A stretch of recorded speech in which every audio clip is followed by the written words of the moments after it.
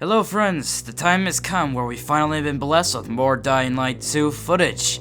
Over the course of the next couple weeks, we'll be picking apart every detail in the first episode of Techland's new Dying to Know series, and might I must say, I'm really impressed. From the well-built post-apocalyptic studio stages to the crazy variety in gameplay, Techland has really hit the hammer down on this one, as you can probably tell yourself. For this video, we'll be taking a look at all the new infected mutations seen in the new gameplay trailer, from the normal old volatile to whatever the fuck this is.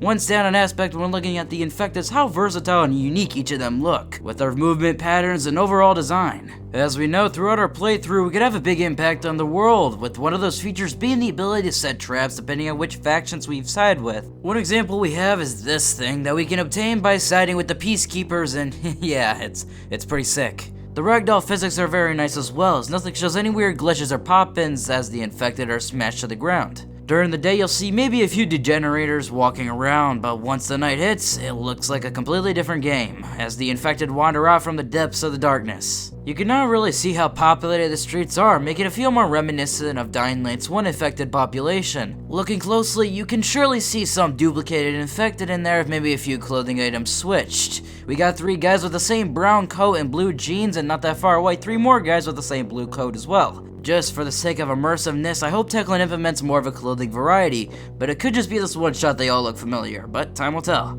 Here once again we see this unnamed mutation with no new gameplay of him, but we do get to see this big old guy next. I assume will be a mix of the goon and demolisher we faced in the first game, but probably even more beefier with that thick arm of his. Next we have another orange mucus covered mutation with Lady D-sized nails. Immediately as soon as I saw this I was like, oh, that thing's gonna be like a Left 4 Dead witch and fucking freaky fast. Also, they seem to be wearing a plague doctor type mask. I almost missed this part of it. Next we have this nasty thing that looks to be releasing something out of its mouth as its upper body begins to split in half. I assume this thing could be turning into its final form or it's gonna spit something at you, or I'm kind of at a loss for words. Either way, this thing's gonna be terrifying to face. Another new crazy cool mutated infected is the Screamer, or at least that's what I'll be calling it till it gets its official name. The Screamer looks to let out a shockwave once it roars, probably causing you to be stunned for a moment or just straight up launching you back. Later in the video we also see the modern version of Demolisher, as you can tell by the large piece of rubble thrown at us. I'm actually kind of glad to see it back, and now moving on. Here we see Aiden taking some leaps as he avoids the infected all around him. We then see numerous virals catch up to him, blocking his path. Next we see Aiden maneuvering around the virals in style before he then forces them back with a UV light,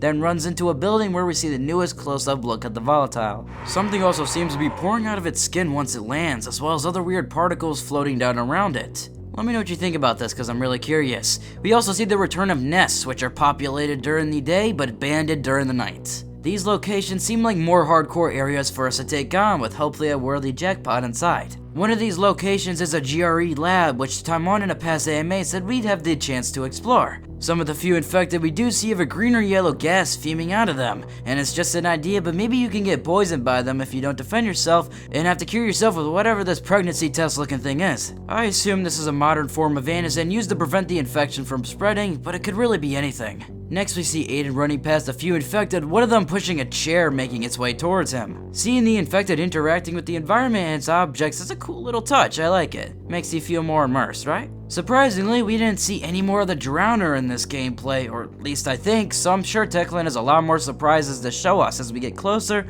to the release on December 7th. Anyways, that was all the new footage of the infected in Dying Light 2. I'm sure over the course of the next few months, we'll be seeing lots more when it comes to the infected. So if you felt the need to do so, go like the video and subscribe to keep up to date, because I'll be sure to keep you posted. I hope everyone was satisfied like myself with the new event. It was quite a treat. I got many more videos planned, picking apart every detail of the new gameplay trailer, so you'll want to stick around for that and stay tuned. Anyways, my name is Ty, and peace.